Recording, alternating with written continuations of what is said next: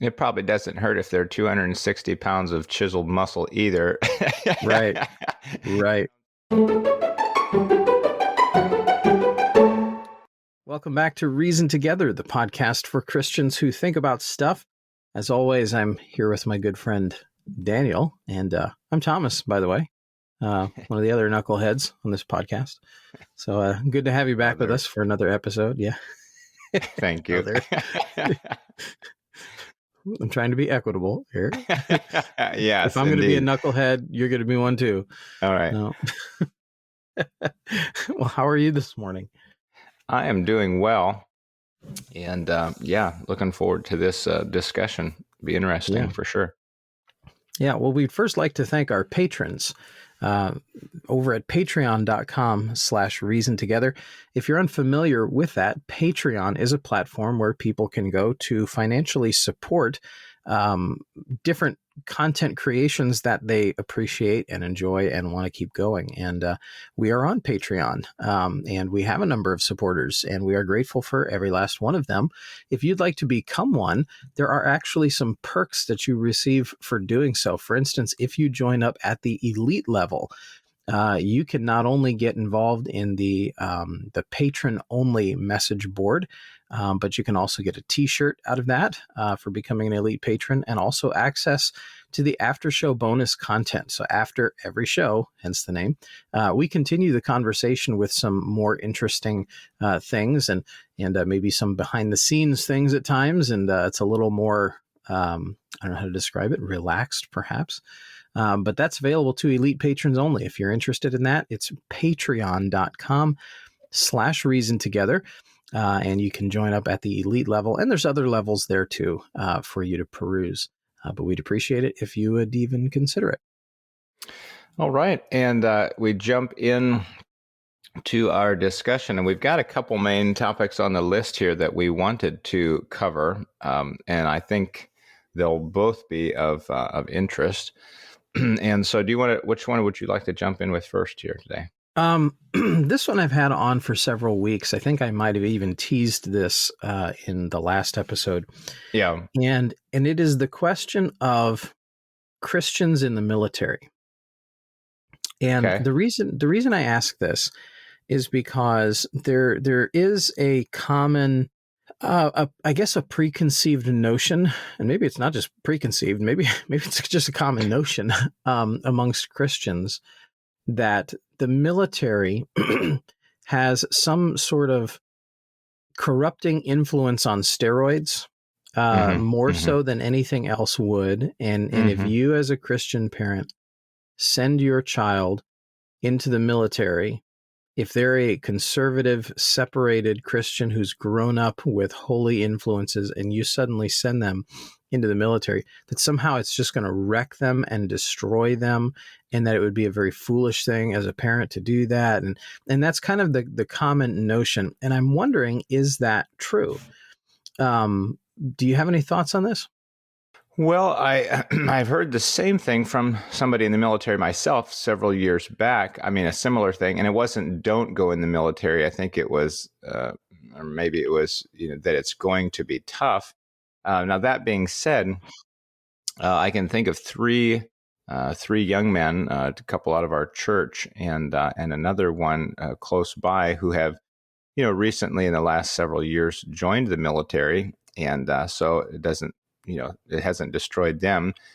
And so my thought would just be that they do have to be strong. And given the weakness of many kids, and I'm not speaking physically, I'm just speaking emotionally and positionally, I would say that they should at least be cautioned to say, hey, you better know what you believe and stand up for some things before you get in there and have to decide in the moment under the pressure of all these, these men, these guys, and come on, and know who you are. So I would say that it's warranted in the sense that at least a caution is warranted that if you're going to go in, this is going to be tough, not only physically, not just mentally, but spiritually, it is going to be tough. And in a similar way, if I was going to send my kid to public school, I would have a conversation about, what he needs to watch out for, how he needs to be sure of himself, and he needs to start digging and being salt in that environment. And I wonder if that's kind of compounded a little bit when somebody's screaming in your face, and when it's an all men society. In some ways, you know what I mean? That well, I want to be a man, and I want these guys are. Well, it may not be anymore. Yeah, right. But I mean, as far as in your barrack, you feel like, well, all these guys, they're strong guys, and they're the guys like me, and I want to be one of them. And well, okay, you got to know where you're at and who you are and what you believe and how to stand up for it. Yeah. I was in preparation for this question talking with some Navy guys that I know. We have several Navy guys in our church, veterans, and some more recent than others. And I was getting their opinion about it. And then I was also talking with a friend of mine from a different church who was in the Navy. I think he said 40 years ago, Okay. if I remember right. Chris, thank you for the info if you're listening.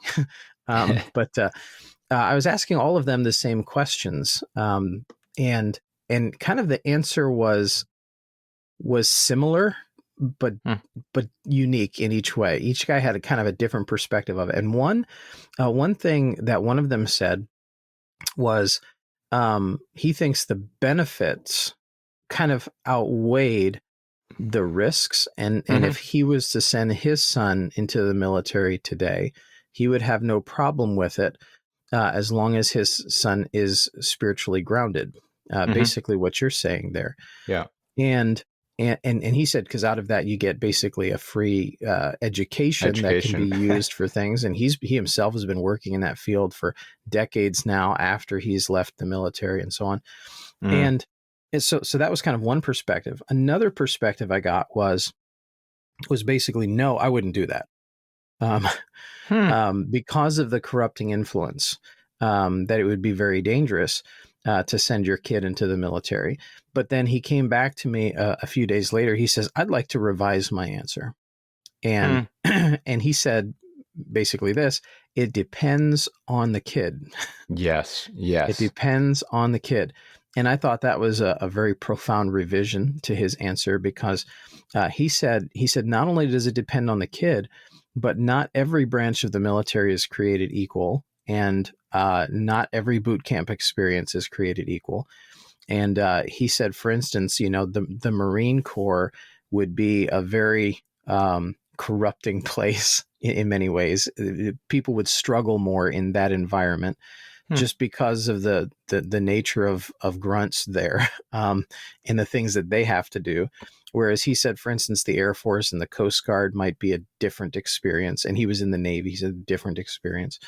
So I think it would even depend on what branch of the military a young person is interested in going into. That would factor into the decision. And of course, I'm speaking as a non-military guy.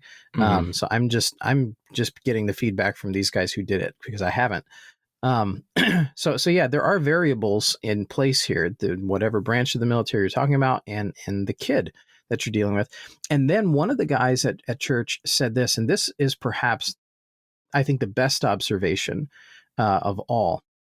He said, I think it also depends on the relationship the kid has with his parents. So apparently, and I don't know this for sure, but apparently while you're in boot camp and then in the military and such, or I guess I should say particularly in boot camp, you do have the opportunity at times to contact people. And he said, as long as this person has a good relationship with their parents, and they can stay in communication with their parents for leadership and just to kind of express their thoughts and concerns to someone like-minded, that would help them a lot. Now, I'm curious, as we're talking here, do they indicate at all where the corruption they feel like would take place? Is it just generally like, oh, it's just kind of a degenerate society, or is it in those difficult moral decisions they have to make in battle scenarios? Is that No, No. Okay. that didn't factor into any of the conversations with the men I was talking to. Hmm. I think people go into the military understanding that there's different difficult moral decisions regarding human life. Okay. I don't think the argument is a pacifist, versus Hmm. participant Hmm. type discussion. I'm not a pacifist, and none of the men I spoke to are pacifists. So that's not really the discussion. It's more Hmm. to do with being around an environment where testosterone runs high, and guys are kind of aggressive with each other, and Christians are in the minority, and there is a certain social pecking order that happens in which the Christian gets made fun of. Guy at church was telling me, "Oh yeah, Christians will get made fun of." He told me something that I guess is something we already know, but Christians are the only social group, if you can call it that it Yeah. is acceptable to make fun of in our Right. society. And he says you'll see that in the military, and he gave me examples of men he knew when he was in the military. He wasn't a saved man, and he said I knew some men who were Christians, and some of them brought stacks of Christian books to read with them, and they kind of didn't participate in some of the other things, and they got made fun of relentlessly. So a Christian's going to have a thick skin. They're going to have some confidence, a gravitas about them Hmm. to be able to stand up in a social order like that. It probably doesn't hurt if they're 260 pounds of chiseled muscle either. Right. You Right. know what I'm saying? I mean, honestly, if it's kind of this little wimpy kid and they're going to push him around Yeah. versus this kid that's kind of beefy and other people are like, oh, I'm going to mess with him Sure. too much. I imagine that has to Yeah. have a little bit. Well, and also, it's like 90% how you carry yourself. Even if a guy is Mm, not super chiseled, if he carries himself with confidence yeah. and he can handle himself socially and he Hmm. can communicate articulately, um, people will leave a confident guy alone more than a guy who seems kind of timid. Hmm. Um, Hmm.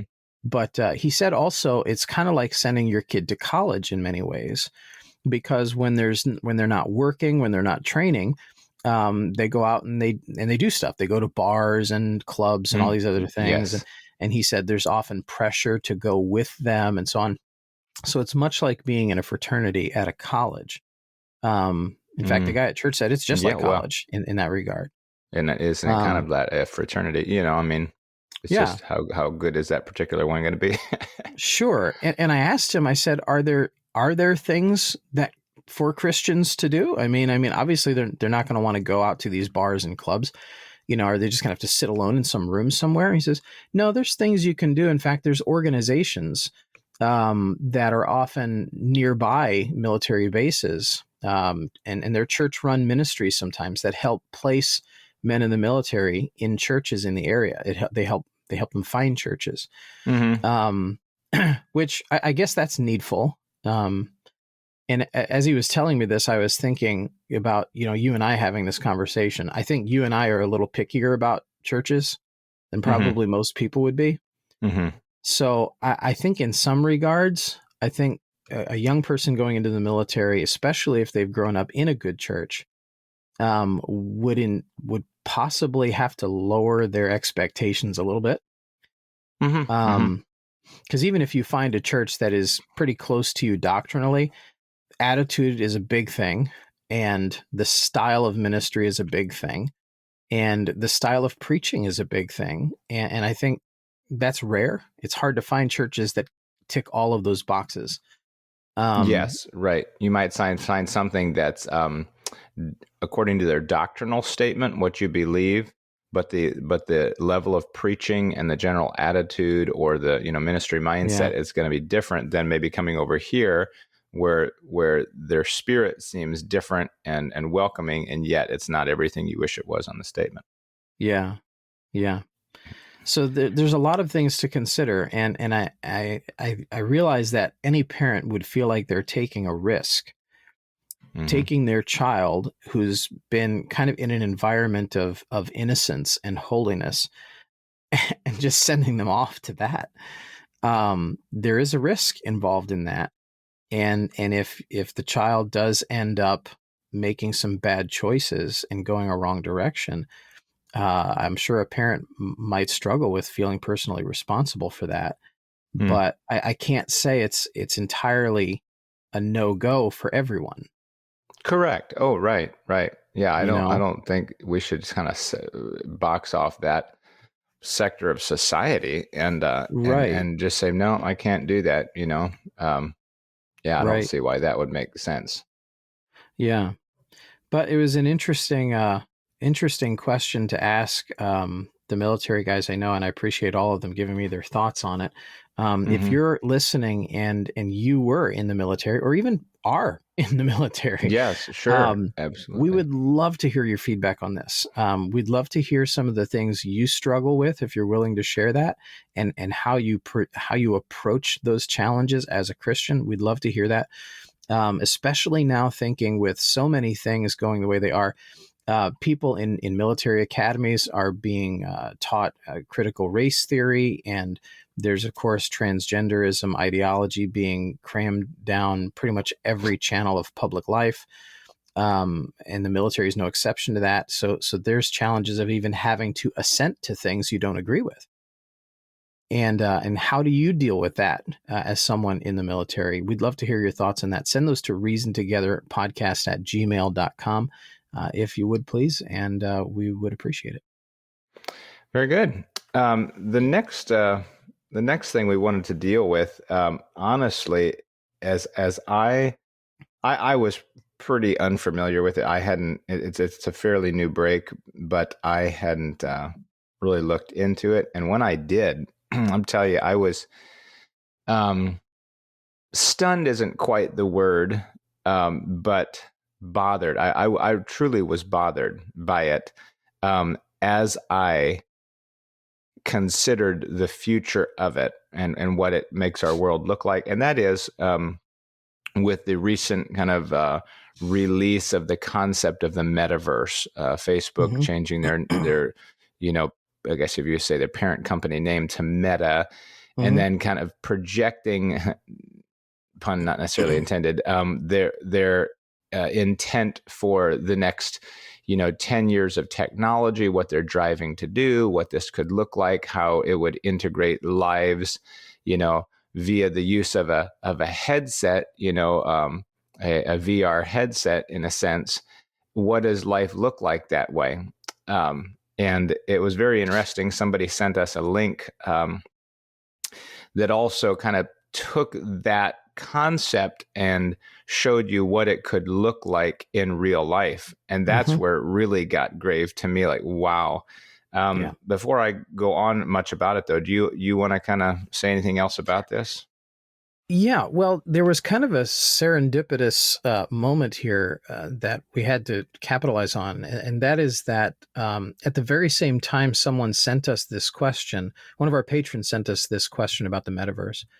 At the very same time, one of our blog writers, Yeah. Pastor Brian Balsamo, who also happens to be my brother, um, and he's a pastor in Staten Island.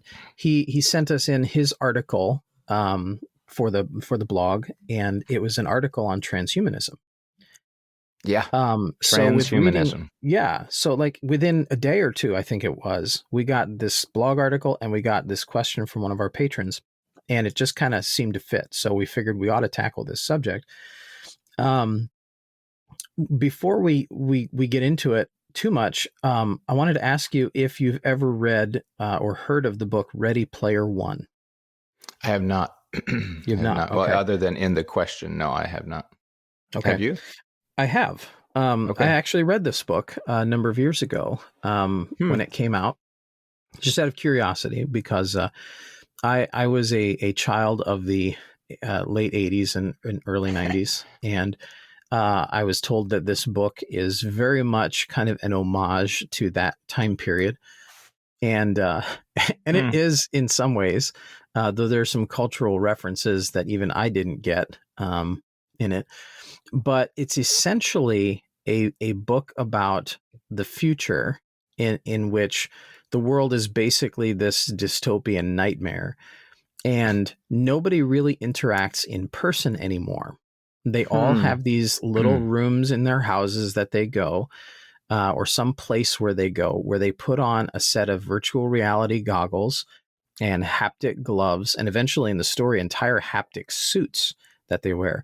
A haptic glove or a haptic suit is just something that helps you feel something that isn't there by applying pressure to your hand or different parts of your body, so you can feel like something. You can feel a virtual high five or something like that. Correct. Yes. And these are being developed right now, and and with some success. So everyone goes into this virtual world they call the Oasis, and they interact with each other's avatars there, and nothing is real anymore, and you don't even know who you're talking with because there's anonymity in this Oasis. So you're looking at some robot or some dinosaur, who you're talking to. It doesn't even depict them physically, and their name is just a username. So there are no real humans, it seems, anymore in the world. And they go to school in this Oasis, and they go shopping in this Oasis, and they buy virtual things. It's just everything is virtual. This metaverse concept that Mark Zuckerberg is creating is kind of that. It's basically that. Did you look at the links that our patrons sent to us? Yes, and one was kind of a summary video of. He had a longer presentation of this, I guess, but that summary video, I caught a couple things. I typed a couple things that he said. At one point, he said, he was talking about, books and different items of your physical world. He said, you'll be able to take your items and project them into the physical world as holograms and augmented reality too. So you're talking about kind of a mix for, in some ways a virtual reality, but not so much, along with that, you've got augmented reality where it's seeing what actually is and yet imposing what is not, but is sort of there digitally. And then another man came on and talked about building mixed reality experiences. Right. For our listeners who don't know, augmented reality is different than virtual reality. Yes. Right. So virtual reality, everything you're seeing is projected in front of you, and you don't see the real world. That's closed off to you by the goggles. Whereas augmented reality, you're viewing things overlaid on the world around you. So imagine that you're talking to your friend, and you can see them. You can actually see their person, and yet then you see a little digital bird on their shoulder, or you see a fake hat on their head. Or a pop-up message or notification in the real world. Right. Yeah, true. Kind of like Google Glass. Do you remember when that came out? Do you remember that? It was basically a set of glasses that had a tiny little prismatic, basically a heads-up display is what it was, that showed notifications in front of your eye. So you could still see the world around you, but you had this little heads-up display right in front of one of your eyes, or just off to the side a little bit. But this would be taking that several steps further, where in the one video link that our listeners sent to us, it gave an example that someone made of what the metaverse would look like. And they're taking the bus, and they're getting off the bus, and they're going shopping, and the entire world around them is just plastered with moving digital things and pop-up notifications and advertisements. It just looked like the most chaotic and stressful type of world you could possibly imagine. And yet it conveyed it, and I think justly so, as something to which the person living that way became dependent. It was like what they offered digitally was a stress relief. Like, so she walks into the grocery store and has a cart, and it offers for her to, have this, whatever you want to call it, virtual pet. And so she clicks yes, and then the little pet appears on the end of the cart, so while she's wheeling her cart through the grocery store, there's this little pet on the end, and she's got notifications on the end, and she's got, a line down the middle of the store, and she's got this and this lighting. And, but then when it's gone, it's almost like it brings her into a state of panic. You know what I mean? And I guess partly it was because of this whole point system, but it was just interesting. And isn't that, though, to some degree, what you may see, that people become dependent on technology, and it really does feed them. And and all of a sudden when it's gone, it's like there's this anxiety. Yeah. Oh yeah. It Well, really was. anxiety was one of my first responses to this, was basically, great, more screens. That's really what Christians need right now, is more screens. Yeah. Yeah, I never imagined that discipling people regarding screen addiction would ever be a real thing that we do. And yet Mhm. it's happened multiple times where that's been part of pastoral discipleship, at least in my ministry. Mm. Screen addiction is a real thing. And I think it's naive to think that that's only a problem with unsaved people. Christians are doing Oh this yeah. too, and they're getting sucked into this. And one of the articles that I read on this essentially said, back when Facebook started, we didn't know what it was going to become. We didn't know what it was. And everyone just kind of jumped in with both feet, thinking, oh, great, a social platform where we can connect with friends. Yeah. And the monster that it's become kind of teaches us that maybe if we could go back, if we could do things over again, we might have rejected the concept of Facebook whole cloth, because of the turmoil and trouble, anxiety, conflicts, contentions, all the things it's caused. We might have just snuffed that out at the outset. But we didn't have that opportunity because it was all so new. So Now new, what we're and that's what. seeing Yeah. is essentially the opportunity to do the same. And I Mhm. want every listener, if they can, to think through this real hard. This is Yes. the next Facebook. This is the next social platform. And we have an opportunity to get in on the ground floor, standing against it, not for necessarily moral reasons, though I think some could be argued, but for practical reasons. If we don't disciple people about this now, before it's fully developed, it's going to be the next Facebook, where Christians are sucked into an addictive platform that creates nothing but stress and anxiety and social conflict and a lack of real fellowship. And I have to say more than that. It's like another Facebook times 10. Because Mm-hmm. it's not somebody just sitting in their living room scrolling through their phone on their couch, because of the nature of being such an immersive experience that it truly engulfs your world. Right. It is your field of vision. I think it is very captivating and would Mm-hmm. have an even more powerful influence than just little widgets on my screen or little notifications on my screen. Now they essentially are my line of sight. Right. And it's not just I'm looking at a movie of a pretty place. It's like I am living in a pretty place. I'm Right. living in the world of my imagination, though I'm at the same time living in my real world. It really is going to complicate things. And I had to, thinking about this and looking to the future, kind of the phrase came to mind: how do you become a missionary to the metaverse? Because um, That, because I if don't you have know. a That hard sounds like folly.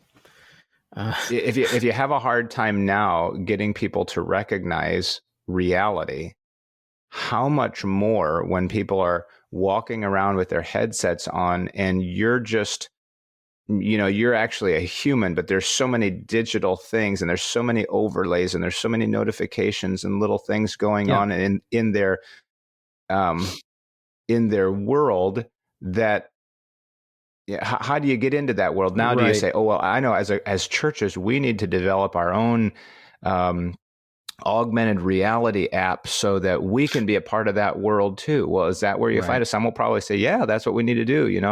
Well, We need to get in I there. And, actually I had someone tell me this about Facebook years ago, Mhm. and because I bailed out of social media a while back, and a pastor told me that he stays on there because he uses it for evangelism purposes, Mm-hmm. and by that, I never witnessed him actually evangelizing on there. Oftentimes, he would just rebuke other Christians, and that was kind of his thing, and that's what Facebook became.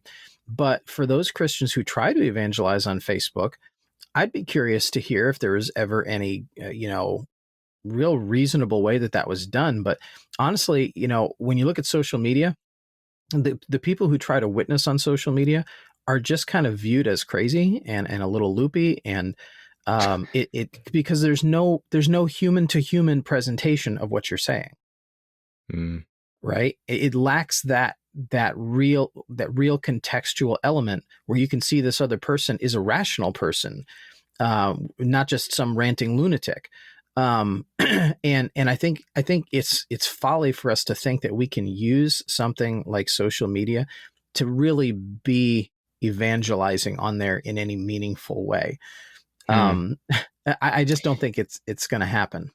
I think it's to me a kind of a term or a couple words, that really highlight what this is, and really just show that this is just an explosion, in a sense, of a problem that's always existed, is the concept of alternate reality. And if you understand that reality, another word for reality would be truth. And so as we are presenting truth, we're presenting reality. But there are so many people trying to live in alternate reality, and they may be doing it without the goggles. It's their preconceived notions. It's what they think. It's what they've always believed.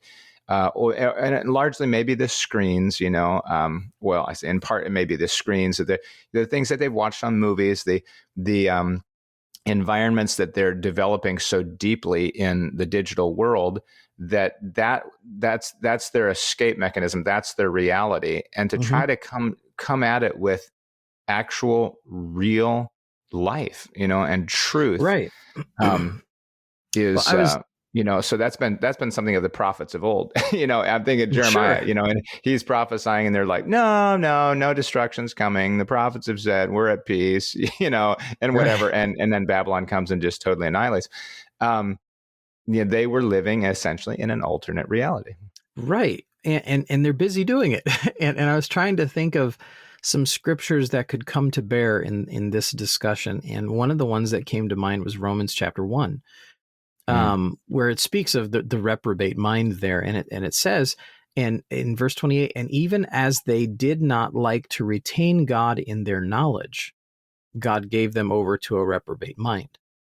And two words kind of popped out at me there. And that is the words even as they did not like to retain God in their knowledge, meaning they're busy about things in order to remove the thought of God from their knowledge. They stay distracted, they stay busy, even as presumes that there's activity going on. They're doing something else when instead they should be retaining God in their knowledge, but they wouldn't. And I think that verse speaks to distractedness in some way. And I think that's what our culture is doing, is that even as they do not like to retain God in their knowledge, God gives them over to a reprobate mind. They're purposefully distracting themselves from thinking about reality. And I think about, or I thought as I studied kind of about this, this what do we call it? I keep losing that word. Not virtual reality, but augmented. There it is. It's as I watched that one video and watching somebody, wheel around the grocery store with a virtual animal on their cart, and then she's talking. You can hear there's a little bit of talking. There's communicating with what she sees or her frustration, or I can imagine, you're going to talk to the dog or whatever. Well, nobody else can see the dog, assumedly, because that's your world. So how do people outside of your headset have to adapt to your augmented reality? And honestly, that goes to even the discussion now when young people now are living in their own reality of what they think and what they're just pumping into their head and into their mind. And then the world looks different to them. And how do people outside of their head adapt to their augmented reality?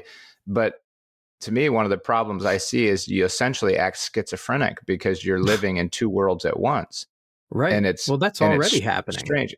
And that can't, and how can that sound healthy? Then I thought about the sin of Jeroboam. Have you ever thought about that? It's interesting. Right at the point of the divided kingdom, God promises Jeroboam, basically said, Jeroboam, I'm going to give you 10 of the tribes. I'm going to rip them out of the hands of Solomon, or actually Solomon's son. And I'm going to give you 10 tribes. And if you'll obey me and you'll follow my ways and obey my commandments, I will basically I'll make you stable. I'll secure you in that kingdom. Mm-hmm. But Jeroboam feared, and he felt like if I let the people go back down into the southern two tribes, into Jerusalem where they're supposed to worship, and I let them worship, their heart's gonna be turned back, and they're not gonna want me. They're gonna kill me. And so because of that insecurity and the need to hold on to that authority that he had, he developed an alternative for their worship, and it was an alternative that paralleled the real. He made the golden calves and said, "These be thy gods that brought thee up out of Egypt." And I think in some ways he was presenting this golden calves. They're still Elohim. They're still the God that brought you up, and you'll still worship, just a different place. It's too far for you to go down there, and we'll still have a feast, just not on the same day, maybe, and we'll have a priesthood. It's just not the same priesthood. It's like what you're used to, but different. And this augmented reality is kind of all offering you an alternative. Mm-hmm. You can be somewhere that you're not, and you can have things that you don't. And things can exist that don't really exist. And it's like the real, but it's different, and it's an alternative patterned after real. But the thing is that you're not living in the real. You're not accepting what is actually true about the world. What is true about me? Who am I? How do I interact? What is my design? Where am I supposed to be? What am I supposed to be doing? Yeah. So there's the issue of reality is so important. Sure. Well, I mean, the scriptures do speak to this trend of, this trend of human beings trying to cast off the reality of God for an alternate reality. Sure. I was thinking Psalm chapter 2, verses 2-5, the kings of the earth set themselves and the rulers take counsel together against the Lord and against his anointed, saying, let us break their bands asunder and cast away their cords from us. Mankind has been trying to do this for generations, and the internet is essentially, as my brother pointed out in his article, and I encourage you to go read this, the internet, and especially the social media aspect of the internet and now the metaverse, is the next Tower of Babel. It is the new Tower of Babel. It is man's attempt to do things outside of the purview of God, to be their own God, to create immortality, to create their own reality, to create their own right and wrong, and so on. But Psalm 2 reminds us how God responds to this. It says, he that sitteth in the heavens shall laugh. The Lord shall have them in derision. Then shall he speak unto them in his wrath and vex them in his sore displeasure. We've seen from the fruits of social media already, the fruits of it is that people are vexed. The suicide rates are through the roof. Anxiety rates and depression rates are through the roof because people are already living in two different worlds. There's this social media presence that they have, and then there's who they really are. Yeah. And they're not the same. And I think that's why, for instance, there's a trend that truly conservative Christians don't really engage a ton on the internet, because they realize that in a sense they are presenting a false self. They're putting their best foot forward in a way that they can't do when they're in public, right? There's more vulnerability in true public life. So you'll find that truly conservative people tend to engage less on the internet. It's just kind of a trend. But, as far as how I would counsel Christians going forward with this metaverse thing looming in the next 5 to 10 years, here's the counsel that I would give if anybody asks for my 2 cents. Proverbs 1:16. For their feet run to evil and make haste to shed blood. Surely in vain the net is spread in the sight of any bird, and they lay wait for their own blood. They lurk privately for their own lives. Basically, you're shooting yourself in the foot. This is a thing that is inherently bad, in my opinion, for humanity. Don't be one of those Christians who runs into it, who just rushes to it. And you'll eat the fruit of your own way. I think that'll be the result. Well, and I'm thinking of Philippians 1:9, where he says, "In this I pray that your love may abound yet more and more in knowledge and in all judgment, that ye may approve things that are excellent, that ye may be sincere and without offense till the day of Christ, being filled with the fruits of righteousness, which are by Jesus Christ, unto the glory and praise of God. Right. So it's, in other words, just don't rush in. Oh man, that's cool, neat. Oh, great. Yeah, that's the newest thing. Let's run into it. Whoa. You go into it with your antennas up and you think and you process and you reason together about this thing. What are the dynamics? And there's much more that we could say. And I think whoso we need diggeth to, a pit, whoso diggeth a pit shall fall therein, and he that rolleth a stone, it will return upon him. I think we need to link that article that was sent to us about this. I thought was well written, which brings up some more ideas. I mean, if you think the idea of, people's identity is an issue now, what about, like you said earlier, when I can be a robot, I can be a ghost, I can be a whatever, what I'm saying? I can be anything I want to be. And so it draws the attention off of what God made me and how I'm supposed to steward my body and how I'm presented as a person, because now I've adopted this alternate reality about myself, and I'm an avatar, and that's my beautiful body. That's what I wanted to make myself. But wait, what did God make you? See, that's an alternate reality, and it's rejecting God's design for my design. And really, that's always inside the parameters of the programmers. I think, well, I can do what I want to. Nah, it's still inside the boundaries of the program. Right. Well, that was Satan's lie from the beginning. Ye shall be as gods.